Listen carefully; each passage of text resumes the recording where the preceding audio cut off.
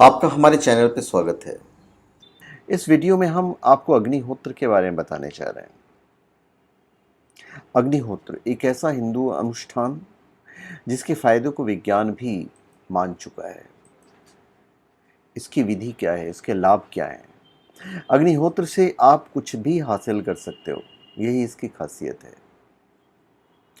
बताने से पहले मैं आपको ये कहना चाहूँगा कि shivago.com और omja.com दो ऐसे साइट्स हैं जहाँ पे आप कोई भी स्पिरिचुअल प्रोडक्ट्स ले सकते हैं, जेन्यून, ऑथेंटिक, लैब सर्टिफाइड और साथ में अभिमंत्रित भी। omja.com इनफैक्ट काफ़ी सस्ती चीज़ें आपको वहाँ पे मिल जाएगी क्योंकि नई साइट रहेगी ये।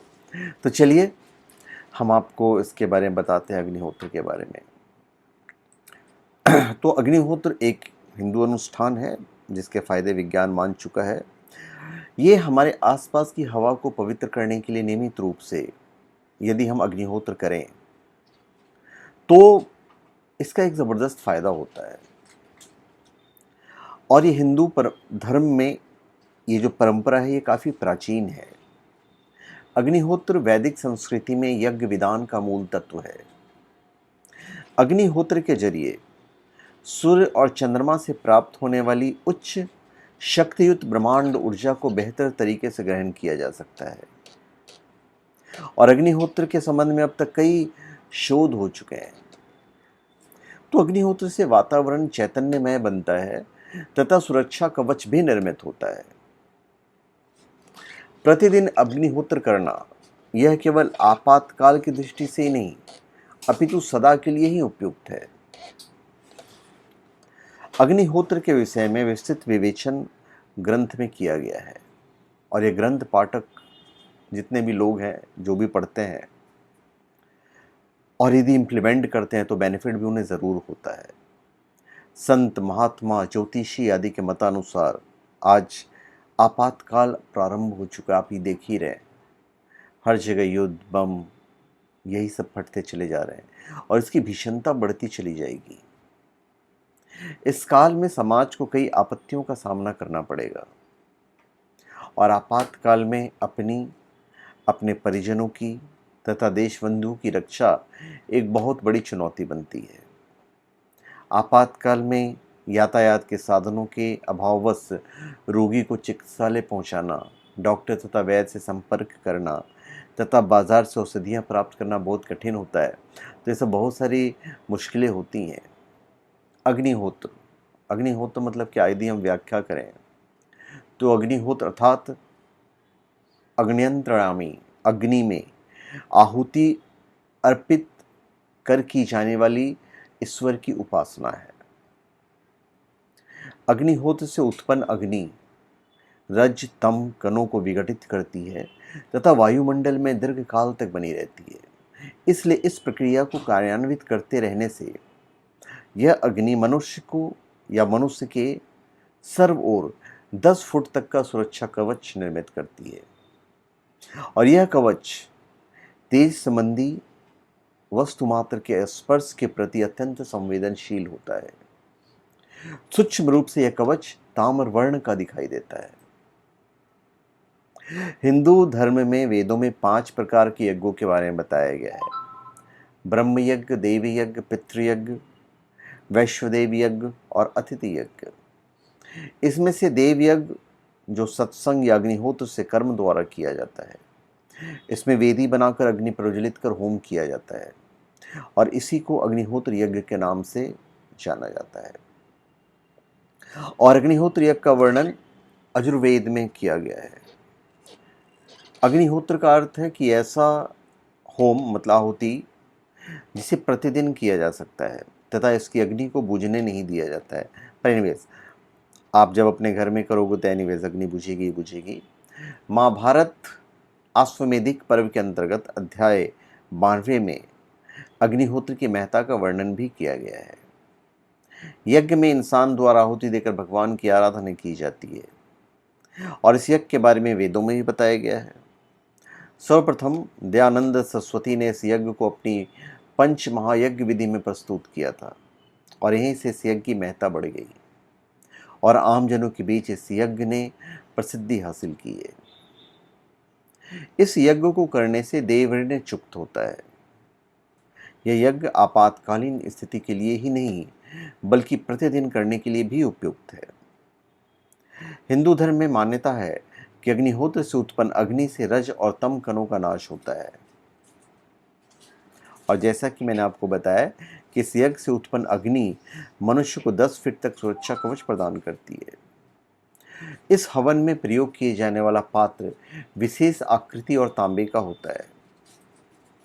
इस यज्ञ में शुद्ध और साबुत चावलों का प्रयोग करना चाहिए। गाय के गोबर से बने उपलों का इस्तेमाल करना चाहिए। इस यज्ञ को करने के लिए सदा पूर्व दिशा की ओर शरीर करके बैठना चाहिए।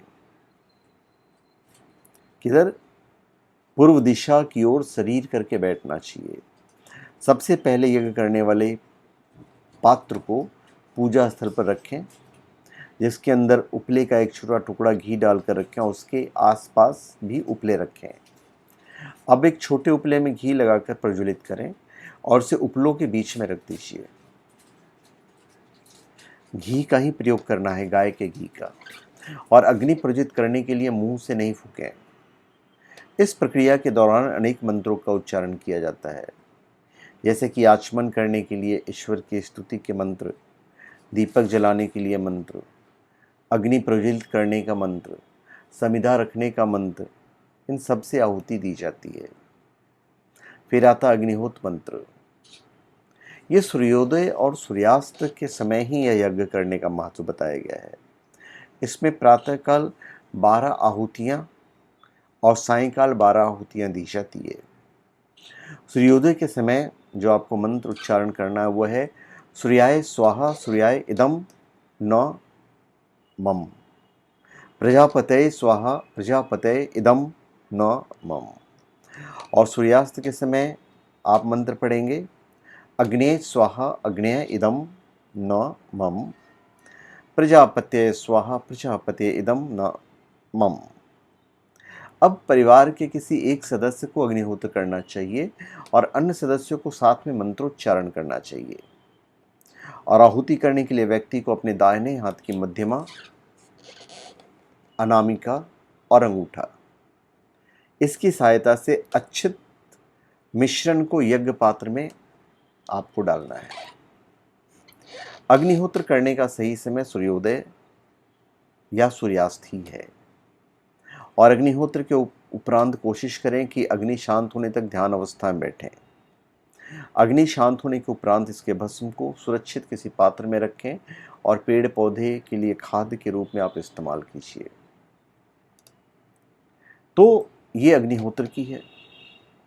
देखिए, जब अच्छी बातों से संबंधित तेज इस कवच के सानिध्य में आता है, वो 10 फीट की कवच की जो हम बात कर रहे हैं, तब कवच में विद्यमान ताम्रपर्ण के तेज कण इस तेज को स्वयं में समाविष्ट कर अपने कवच को पुष्ट करते हैं। तो आप में एक अद्भुत प्रकार की जो शक्ति होती है ऑटोमेटिक आती जाती है। देखिए, सूर्य ऊर्जा देता है और लेता भी है, तो इस कारण प्रदूषण नष्ट करने के लिए आवश्यक और पोषक स्थिति अपने आप निर्मित होती है। इससे पृथ्वी को शांत स्थिति प्राप्त होती है। अग्निहोत्र जनित्र है और उसकी अग्नि की लपेटे यंत्र है। गाय का गोबर, गाय का घी और अच्छत, इन घटकों का अग्नि के माध्यम से परस्पर संयोग होकर ऐसा कुछ अपूर्व सा उत्पन्न होता है कि वह आसपास की वस्तु से टकराकर उनके सर्व ओर फैलता है तथा उनमें निहित घातक ऊर्जाओं को निष्क्रिय करता है, जिससे वातावरण पोषक बनता है। तत्पश्चात उस वातावरण में सेंद्रिय द्रव्य उत्पन्न होता है, बढ़ता है और उनका विस्तार होता है। अभी जो पिरामिड के आकार का ताम्रपत्र आपको लेना पड़ेगा। अग्निहोत्र करने के लिए एक विशिष्ट आकार का ताम्र पिरामिड पात्र आवश्यक होता है। गाय का उपला आप लोगे, मतलब गाय के गोबर के चपटे आकार के पतले उपले थापे लेना और सूर्य प्रकाश में सुखाना है। फिर अग्निहोत्र के लिए जब अग्नि तैयार करोगे तो फिर उसमें फूंक वगैरह नहीं मारनी है। अखंड तथा पॉलिश रहित चावल में आकृष्ट हुए ईश्वर के मूल तत्व टिके रहते हैं। तो चावल का दाना टूटा हुआ नहीं चाहिए और गाय का ही घी चाहिए। जब भी अग्निहोत्र करने बैठे हैं तो आपका जो मुख है पूर्व दिशा की तरफ रहना चाहिए। अब हम लाभ बता देते हैं। असंख्य लाभ बताए गए हैं हमारे वेद में। इस यज्ञ को करने से वायु की शुद्धि होती है। यह यज्ञ लोगों को रोग मुक्त बनाता है। धन धान्य की समस्या समाप्त होती है। खाद्यान्न की समस्या समाप्त होती है। संतान प्राप्ति की समस्या दूर होती है। यहाँ तक कि मोक्ष की प्राप्ति होती है। यज्ञ से उत्पन्न धुएं से आसपास का दूषित वातावरण शुद्ध और स्वच्छ हो जाता है और इससे आसपास के कीटाणु भी नष्ट हो जाते हैं। इस यज्ञ को करने से लोगों के मन में सकारात्मक भाव उत्पन्न होते हैं और इस यज्ञ को करने से मनुष्य की कठिनाइयाँ दूर होती है। इस यज्ञ को करने से व्यक्ति अन्य लोगों की अपेक्षा निरोगी बनते हैं और स्वस्थ रहते हैं। और यज्ञ के दौरान मंत्रोच्चारण से ईश्वर की कृपा सदैव बनी रहती है। इस संसार में परमेश्वर ने हमें सब कुछ प्रदान किया है। कृतज्ञतावश हमें प्रतिदिन अग्निहोत्र करने के लिए समय निकालना चाहिए और इस यज्ञ को स्वयं करना चाहिए और दूसरों को भी ऐसा करने के लिए प्रेरित करना चाहिए।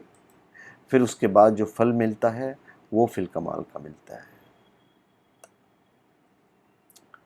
जैसे कुछ लोग जैसे जो मंत्र पढ़ते हैं सूर्याय, मैं मंत्र वापस बता देता हूँ। सूर्योदय के समय का मंत्र होगा सूर्याय स्वाहा सूर्याय इदम न मम, प्रजापतये स्वाहा प्रजापतये इदम न मम। और सूर्यास्त के समय आपका मंत्र होगा अग्नेय स्वाहा अग्नेय इदम न मम, प्रजापतये स्वाहा प्रजापतये इदम न मम। यही आपका मंत्र रहेगा। मंत्र कब और कितनी बार बोलना है हम आपको बता चुके हैं, तो बिल्कुल आप इसको कीजिए और इसके बाद का जो इफेक्ट होगा वो हमारे कमेंट बॉक्स में ज़रूर डालिएगा। तो धन्यवाद। आप सबका हमारे चैनल पे स्वागत है। आप हमारे चैनल पे सब्सक्राइब करें और अपने कमेंट दीजिए। धन्यवाद।